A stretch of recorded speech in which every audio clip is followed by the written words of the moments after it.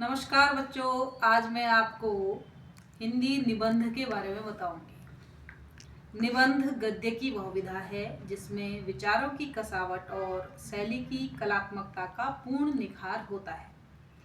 वास्तविकता यह है कि लेखक के मानस की स्वच्छंद अभिव्यक्ति ही निबंध है। तो हम ये जानना चाहेंगे कि निबंध की व्युत्पत्ति हुई कैसे। निबंध की व्युत्पत्ति है नि धन बंध, अर्थात जो सब ओर से अच्छी प्रकार बंधा हुआ हो उसे निबंध कहते हैं।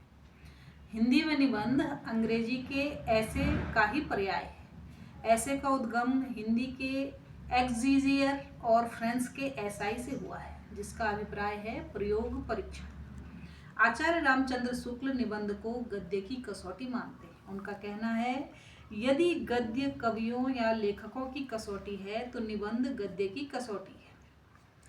इस बुक में यहाँ पे मिसप्रिंट हुआ है। वो कहते हैं कि यदि पद्य कवियों की कसौटी है तो निबंध गद्य की कसौटी है। भाषा की पूर्ण शक्ति का विकास निबंधों में सबसे अधिक होता है।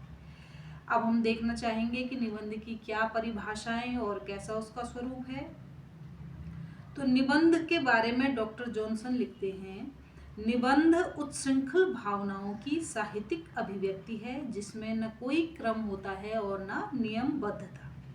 लेकिन जॉनसन के इन विचारों को आलोचकों की सम्मति न मिल सकी। निबंध के व्युक्तिपरक अर्थ की यहाँ उपेक्षा प्रतीत होती है। असंबद्धता को अनिवार्य मानते हुए ऑक्सफोर्ड डिक्शनरी में लिखा है, a composition of moderate length on any particular subject originally implying want to finish an irregular indigested piece but now said for a composition more or less elaborate in style through limited in range। पस्टले ने कहा है, निबंध किसी मौलिक व्यक्तित्व की अभिव्यक्ति को कहते हैं। डॉक्टर भागीरथ मिश्र ने निबंध के स्वरूप के विषय में अपने विचार इस प्रकार व्यक्त किए हैं, निबंध वह गद्य रचना है जिसमें लेखक किसी भी विषय पर स्वच्छंदता पूर्वक वैयक्तिकता के साथ अपने भावों, विचारों और अनुभवों को व्यक्त करता है। डॉक्टर गुलाब राय ने निबंध में स्वच्छंदता, सौष्ठव को आवश्यक माना है। उनकी परिभाषा में निबंध की सभी विशेषताओं का समाहार हो गया है।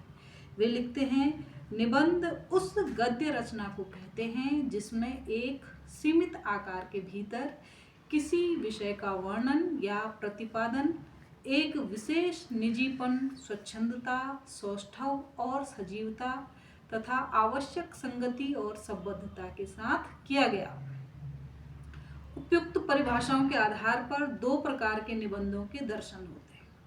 पहला तो वह जिसमें असंबद्ध विचारों की अभिव्यक्ति होती है और दूसरा वह जिसमें प्रौढ़ चिंतन को मान्यता मिलती है। तो मेरे विचार से आप समझ गए होंगे कि निबंध हम किसे कहते हैं और निबंध के विषय में अनेक लोगों की क्या परिभाषाएं हैं। अगर आपको ये समझ में आता है तो आप मुझे कमेंट करेंगे, तो मैं आपको इसके आगे निबंध के बारे में और विस्तार से बताऊंगी। धन्यवाद।